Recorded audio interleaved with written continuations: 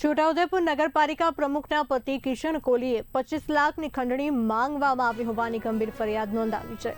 ફરિયાદ મુજબ અજાણ્યા વ્યક્તિએ વિડીયો કોલ અને વોટ્સએપ મારફતે ધમકી આપીને રૂપિયા 25 લાખની માંગ કરી હતી। તેમજ પરિવાર અને સમાજને નુકસાન પહોંચાડવાની ચેતવણી આપી હતી। આ મામલે છોટાઉદેપુર પોલીસ મથકમાં ભારતીય ન્યાય સંહિતા કલમ 308(2) 351(2) હેઠળ કેસ નોંધાયો છે અને તપાસ શરૂ કરવામાં આવી છે। છોટાઉદેપુર પોલીસ સ્ટેશન ખાતે ગઈ તારીખ 28/6/2026 ફરિયાદી નામે કિશનભાઈ કચુભાઈ કોડીનાઓએ એક લેખિત ફરિયાદ આપેલી છે, જેમાં એમને જણાવ્યું કે આ કામના તહોમતદાર અશફાક વલી મહેમદ મકરાણી રહે છોટાઉદેપુર સૈયદનગર તાલુકો જિલ્લો છોટાઉદેપુર નાઓએ તેમના વકીલ અબ્બાસ ખુટાવાલા નાઓના મોબાઈલ નંબર પરથી ગઈ તારીખ 26/6/26 કલાક 20:07 વાગે તેમના વોટ્સઅપમાં વિડીયો કોલ મારફતે આ કામના ફરિયાદી જે છે કિશનભાઈ નાઓ તેમની પાસે 25 લાખ રૂપિયાની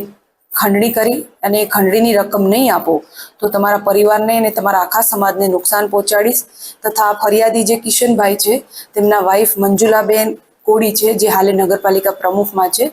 તેમને રાજીનામું આપી દેવાની પણ ધમકી આપી અને તમારા સમાજના અને તમે જે લોકો સરકારી નોકરીમાં છે તમારા સમાજના એ તમામ લોકોનું લિસ્ટ તૈયાર રાખ્યું છે અને એ લોકોને નોકરીમાંથી ઘરે અમે બેસાડી દઈશું અને તેમના તમામના જવાબદાર તમે લોકો રહેશો। આ તમામ પ્રકારની એવી વોટ્સઅપના વિડીયો કોલ મારફતે ધમકી આપી એ પ્રકારની ફરિયાદ કિશનભાઈ કોડીનાઓએ ગઈ તારીખ 28/6 રોજ પોલીસ સ્ટેશન ખાતે આવી ફરિયાદ આપતા તેમની ભારતીય ન્યાય સંહિતાની કલમ 308(2) 351(2) મુજબ ગુનો દાખલ કરી હાલે છોટાઉદેપુર પોલીસ તપાસ ચાલુ છે। એક વર્ષથી અમે નગરપાલિકામાં હોદ્દો ધરાવે છે, જ્યારથી ત્યાર પછી અમારા વિશ્લેષણ સમિતિમાં અમારો જાતિનો દાખલો